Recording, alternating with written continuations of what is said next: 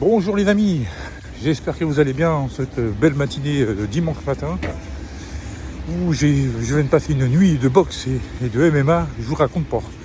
Enfin, c'est pas le sujet de la vidéo là, là on est sur ma chaîne All in My Head. On va parler un peu de cette avant-finale entre Djokovic et Casper Ruud. Alors pour en revenir sur les demi-finales, on va dire pour mes pronostics 50-50, parce que j'avais dit Djokovic au finish, finalement ça s'est fini un peu plus tôt. Au finish ça s'est fini un peu plus tôt, hein, voilà. Et par contre Zverev s'est fait marcher dessus. Moi je pensais que Zverev il devait pas être dans un bon jour, parce que Zverev quand il est dans un bon jour il est quasi injouable. Pas comme beaucoup de joueurs, vous me direz, mais là franchement là, il a même pris un 6-0 dans le troisième, près 3-7, 6-3, 6-1, 6-0. C'est chaud bouillant quand même. Enfin, bravo à Casper Ruud. Deuxième finale consécutive à Roland-Garros, après celle contre Nadal l'année dernière. Très bien, félicitations. Rien à dire. Joueur solide. Pas de coup exceptionnel, de coup exceptionnel. Un joueur complet.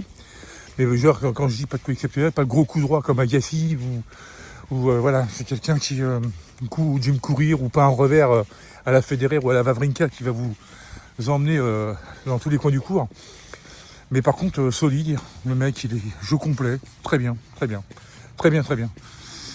Maintenant, les amis, pour en revenir à la demi-finale de Djokovic-Alcaraz, alors on a eu 2 sets exceptionnels. Moi, j'ai pas vu le match en direct parce que je bossais. Ah oui, oui, il en faut qu'un qui bosse. Hein. Mais par contre, après, bon, Alcaraz pris de crampe.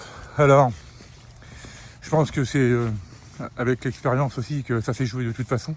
Dans ce genre de combat, il y avait tellement de tension et tout que je pense que Djokovic a beaucoup mieux géré ce genre d'événement.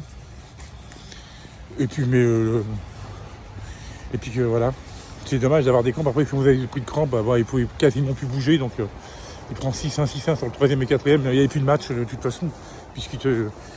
Moi, quand j'ai revu le match après, enfin les meilleurs moments, j'ai bien vu que tout le monde s'était régalé dans les deux premiers sets, et puis qu'après, de toute façon, quand vous pouvez plus quoi. Alors évidemment, au courage, à la dignité, tout ça, il a été jusqu'au bout, il n'a pas voulu abandonner. Mais il va falloir qu'il gère ça un peu, parce que c'est pas la première fois quand même qu'il se blesse, que son corps lui fait des misères depuis qu'il a gagné Flushing Meadows. Je crois que ça fait 3 fois quoi. 3 fois que son corps lui dit l'embête, alors qu'il a que 20 ans. Maintenant, à 20 ans, vous récupérez super vite, quoi. C'est Djokovic. Bon, Djokovic avait dit aussi, hein, on était tous les deux au plus mal, parce que Djokovic, apparemment, il a quand même eu une quinzaine, même s'il n'a pas perdu beaucoup de sets, il en a perdu 2 avant d'arriver en finale, mais après, il n'a pas beaucoup joué avant Roland Garros, et donc il n'est pas arrivé dans une préparation optimum.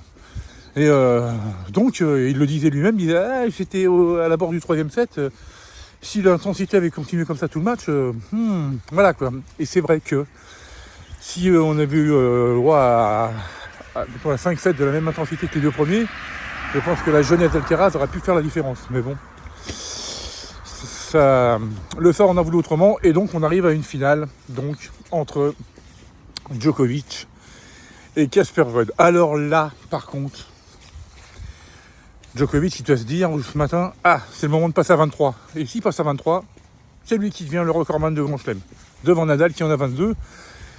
Et je vous rappelle que Nadal, à mon avis, il va tirer sa révérence l'année prochaine, puisqu'il l'a annoncé cette année.